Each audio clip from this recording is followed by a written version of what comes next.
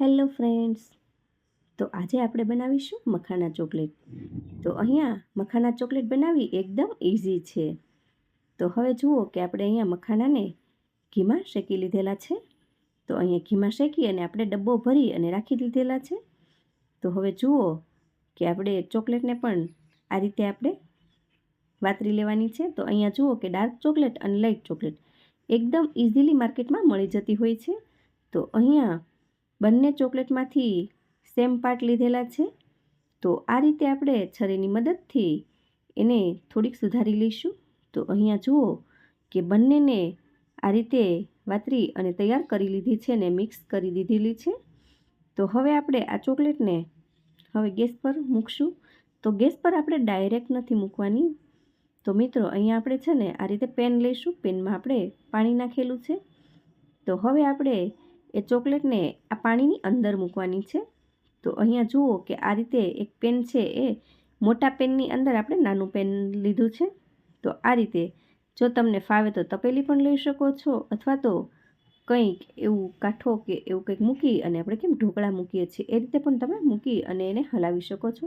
તો અહીંયા મેં ડાયરેક્ટ આ રીતે પાણીમાં નાખેલ છે. તો આ રીતે એને થોડીવાર હલાવશો ને એટલે જેમ એનું તળિયું ગરમ થતું જશે એમ આપણી ચોકલેટ મેલ્ટ થતી જશે. તો આ રીતે થોડીક ચોકલેટ મેલ્ટ થાય ને એટલે આપણે એને આ રીતે સતત હલાવવાની છે. જો કે આમાં દાઝશે નહીં, પાણી છે નીચે, પાણીનો ભાગ છે એટલે દાઝવાની બિલકુલ ચિંતા નહીં કરતા. તો આ રીતે આપણે જુઓ કે હવે સતત હલાવતું રહેવાનું છે. એક સરખી મેલ્ટ થઈ જાય ને ત્યાં સુધી આપણે એને હલાવવાની છે. ત્યાર પછી આપણે જુઓ કે નીચે લઈ લીધેલી છે અને આપણે જે મખાણા હતા એ શેકીને તૈયાર કરેલા હતા, જે આ મોળા મખાણા છે, જે આપણે ઓનલી ઘીમાં ફ્રાય કરેલા છે, શેકેલા છે મતલબમાં. તો હવે આપણે એ મખાણા બધા જ આમાં એડ કરી દઈશું અને ત્યાર પછી આપણે એને હલાવી લઈશું. બધા જ મખાણા ચોકલેટથી કોટ થઈ જાય ત્યાં સુધી આપણે એને હલાવવાનું છે. ત્યાર પછી આપણે એક પ્લેટ લીધેલી છે અને એ પ્લેટમાં આપણે પાડી દઈશું એક એક એક એક. તો સરસ એવા અહીંયા મખાણા આપણે ચોકલેટ સાથે કોટ થઈ ગયા છે.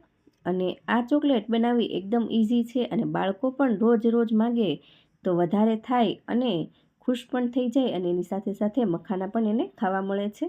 તો અહીંયા આ રીતે એક પીસ અથવા તો તમે બેના અથવા તો ત્રણના આ રીતે તમે પાડી શકો છો. તો તમને જેમ મજા આવે એ રીતે તમે અહીંયા પાડી શકો છો. તો જુઓ કે અહીંયા મેં બધી જ રીતે આડાવડા પાડી લીધા છે અને હવે આપણે એને 5 મિનિટ માટે ફ્રીજમાં મૂકી દઈશું આપણે. તો અહીંયા તમે ફ્રીઝર અથવા તો ફ્રીજમાં ગમે એમાં મૂકી શકો છો. તો અહીંયા બંનેમાં મૂકશો તો પણ આ રીતે ઠંડુ થશે એટલે તરત જ એની જાતે આ રીતે ઉખડી જશે. તો જરાય પણ આપણી ડીશ પણ નહીં બગડે. અને જુઓ કે આ રીતે આપણી બધી જ ચોકલેટ બની અને તૈયાર થઈ ગઈ છે અને એકદમ સરસ એવો કલર પણ જુઓ તો મેં એકદમ ચોકલેટ જેવો જ લાગે છે અને મસ્ત એવી ચોકલેટ બની અને તૈયાર થઈ ગઈ છે અને રોજ તમે બાળકોને આપી શકો છો એક સરપ્રાઈઝ તરીકે. તો આ રીતે હું તો અહીંયા આપું જ છું સરપ્રાઈઝ તરીકે. તો જુઓ આ રીતે તોડીને પણ તો ચોકલેટ સરસ એવી મખાણાને કોટ થઈ ગઈ છે. તો જો તમને અમારો આ વિડીયો પસંદ આવ્યો હોય તો લાઇક, શેર અને સબસ્ક્રાઈબ જરૂરથી કરી દેજો, જેથી કરીને મારા આવનારા નવા વિડીયો તમારા સુધી પહેલાં પહોંચે. તો હવે મળીએ નેક્સ્ટ વિડીયોમાં. ત્યાં સુધી બાય બાય, જય શ્રી કૃષ્ણ.